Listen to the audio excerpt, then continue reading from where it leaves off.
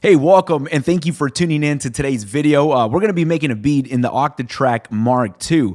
This sampler has been very fun. I actually have my phone. We're going to be sampling off of my phone, going into the OctaTrack, coming out of the OctaTrack into the 404 Mark II, into the analog heat, straight to you.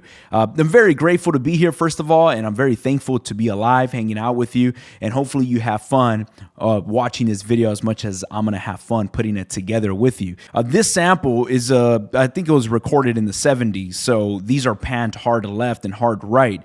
I don't want to get the entire song. I just want everything that's panned to the right. So in the OctaTrack, I'm going to just sample anything coming into input C, which is going to be the right cable. And we're going to get that bass that's very pronounced on the right side of the chord. So let's go ahead and sample this into the OctaTrack. Pongo. All right, I got what I needed right there, and I'm actually gonna select a certain section of what I just sampled. Pongo, pongo, pongo, pongo, pongo, 1, 2, 3, 14, 15, 16. Okay, so right here I have a selection of 16 beats within this selection. What I'm gonna go ahead and do and just truncate that and just have that selection by itself. I'm gonna go to crop to selection. Once I have that, I'm gonna go into my slice mode and create a 16 grid slice mode. And it's gonna chop up that sample into 16 slices, gonna throw those slices into these 16 trigs we see down here, which is actually really fun. That's my favorite way of doing it in the OctaTrack as of right now. Just create a 16 grid, hit yes. And now that we have that, if I get out of here, I want to make sure this track is set to a slice track. And now we should have those slices already chopped up right here. Pongo. Pongo. Oh, yes. Pongo. And then I can actually pitch this whole entire track down. Let's go down about 2 or 3. Let's see how this sounds. Pongo. Pongo. Pongo. Pongo. Pongo. Oh, all right, cool. So just one thing I want to say real quick. This is awesome. I'm having fun, and we're getting right into it. And already, I'm already feeling this. I know this is going to go somewhere good. One thing I do want to mention, finding a good sample that you can work with. I don't know if this happens, if I'm the only one that goes through this. Let me know if this is also resonating with you. But if you're just listening to music, not in the studio, in your car, or just when you're out about and you hear a track and it clicks with you and you're like, man, I know what I can do with this track. I know how I'm chopping it up in my head already. I'm kind of like producing it already in my head before I get in front of my sampler. I knew exactly how I wanted to chop it up. It had those minor chords. So right now when I'm actually performing this, is clicking right away, which is actually a good sign. There's times where I chop up samples and it takes me forever to click with it. And right now it's just a lot faster. Yeah. So here's another cool thing about the OctaTrack. I created these slices, and it's not like an 2000 XL or any of the old school samplers. These slices, I can go back in here and readjust the start point of these slices. Like slice 3 or trig 3, it's not right where I want it. I'm not sure. I think I kind of like it. Like that's a little offbeat. I might like it. But if I want to, I go back into my audio editor and I can readjust the start point of that slice. I think I like how it sounds a little off. If later on as I'm adding my drums, that's kind of getting in the way of the rhythm, then I can go back and adjust trig 3 and put the start point where I need it to be. But right now, let's just roll with the way it sounds. Pongo. Pongo. Una pongo. The way I'm going to record this, I'm going to go into the step sequencer record mode, and I'm going to just drop in these trigs right here. This step sequencer is like your 16 beats right here within this one bar. And I know these slices are going to go in the beginning of every down beat. And which slices are going to be placed on the beginning of every down beat, I'm actually going to see right here. 1, 2, 3, 4. This is going to be slice 1, 2, 3, and 4. So right here, I'm going to put it on 2, 3, and 4. So I'm going to do the first bar with this loop. And then the second bar, I'm gonna switch it up to bongo. Una bongo. all right, that's gonna be dope. So now I'm gonna go back into my step sequencer and let's extend this into 32 steps. Get out of that. And now on the second bar, let's go ahead and switch these up right here. So it's gonna be 10 right here. I'm gonna put 11 right here and 15 right here. Bongo. All right, there you go. That's a little better. Bongo. There you go. All right, so that's the thing with this step sequencer. I know if anybody has not experienced the OctaTrack, this sounds, or it probably looks confusing on like, why are you doing this, you know, like step sequencer recording mode? It sounds weird, and probably it would make sense to record kind of like we're used to on the 16 pads. But me, I love this. Like, I'm actually having fun embracing this step sequencer, and I'm trying ideas. I'm just putting different triggers somewhere else, and it might work, it might not. I can just take it off or put it back on, and you know, I'm gonna put one right here. Let's just say I want to reverse this trig. And this is a sample. I don't know. I'm gonna just throw any slice right here. Let's see what happens. It might work. It might not. Bongo.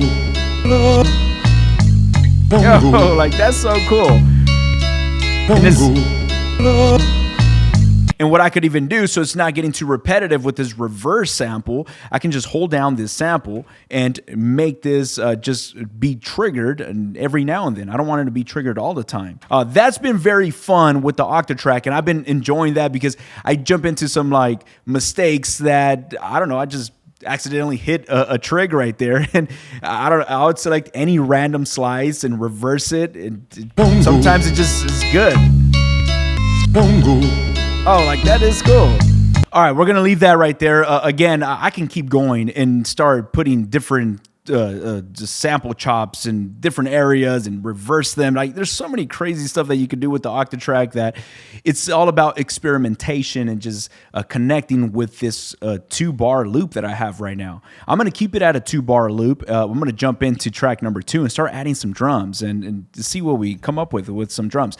Now with the drums, I'm gonna just have fun with the step sequencer. You know, again, I come from a different workflow, and right now I'm just embracing this beautiful step sequencer and seeing grooves that I'm coming up with that I probably would have never came up with before having something else. So let's get this thing rolling and see what we have. Bongo.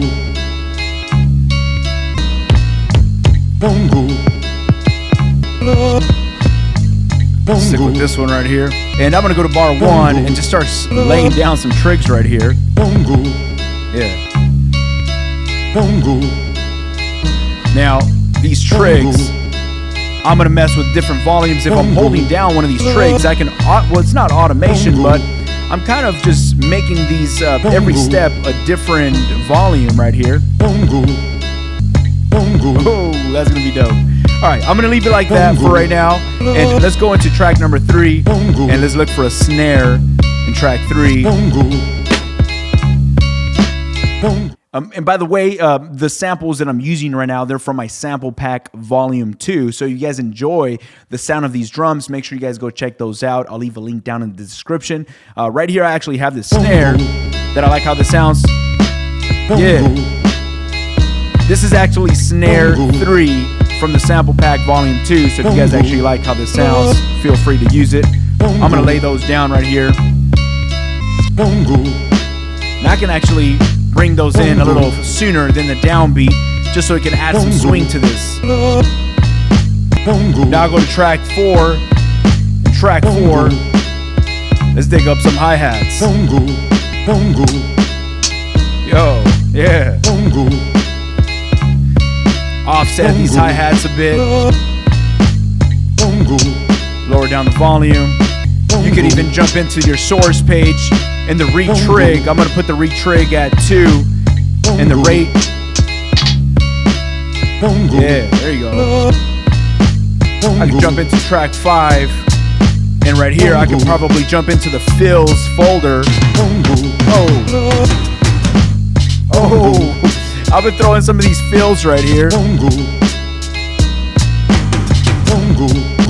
That's good, but I think I can pitch those fills down a bit more. Yeah, bring down the volume. And I actually, in track 8, I go to effects 1. I have 2 master effects right here. And effects 1, I actually really like the sound of the compressor that the OctaTrack has.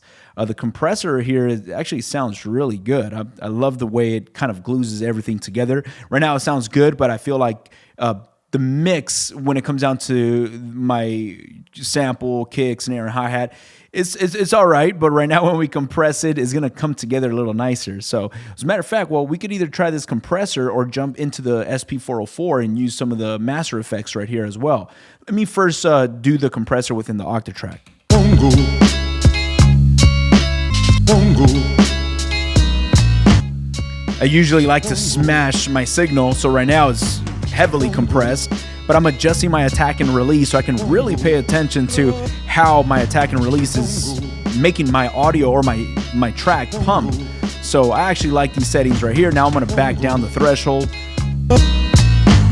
bongo, Yeah, I like how that sounds right there. Effects too, I can make that my delay. And now I can jump into the analog heat and start tapping into the master sound of this beat. Just the EQ and the analog heat. This thing is really, really powerful. It just has a low end and a high end, but these 2 knobs right here work like magic right here. Let's go ahead and listen to this. bongo, bongo, bongo. Yeah.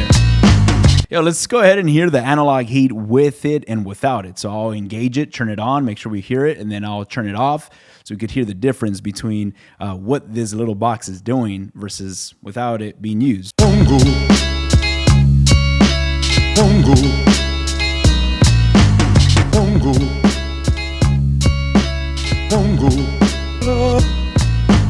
bongo, Yeah. bongo. It's those minor touches that makes the biggest difference. Like, you don't have to have 100 plugins. Like, you probably just need 1 box, and this thing right here will just put everything together really nice. I enjoy the sound of that analog heat. And real quick right now, I'm going to actually go into these scenes, and I'm going to just set up 2 scenes right now. Something that I've been actually doing that's been really fun and just kind of creating some mutes. So like muting certain tracks while I go into the scenes. I'm actually going to hit play, scene B.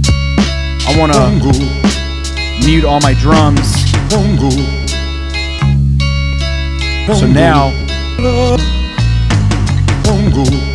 yeah. Now that we got some of these scenes with mutes, I could jump into the SP404, probably hit the oscillator, and just kind of start getting ideas. Bongo, bongo, bongo, bongo, bongo, bongo, bongo, bongo,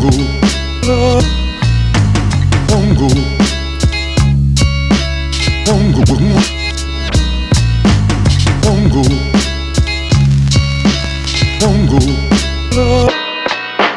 bongo. Yeah. All right, so I'm actually really liking how this sounds. I hope you also enjoy the sound of this. I'm using the effects from the 404, but the OctaTrack also has some really cool effects that I'd be using.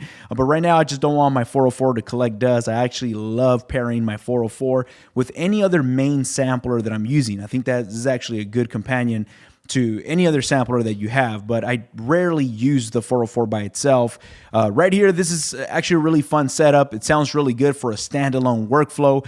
The analog heat, I've always say this in all my videos, but it's a really good piece to have, especially if you're a standalone, like you do not mix in a DAW. This thing is a must-have. So I hope you guys enjoyed this time right here with me. I really appreciate you investing your time hanging out with me. I'll catch you guys on our next video. Peace. Bongo,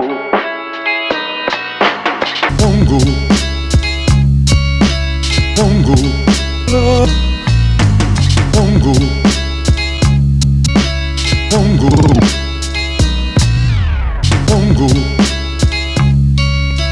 bongo,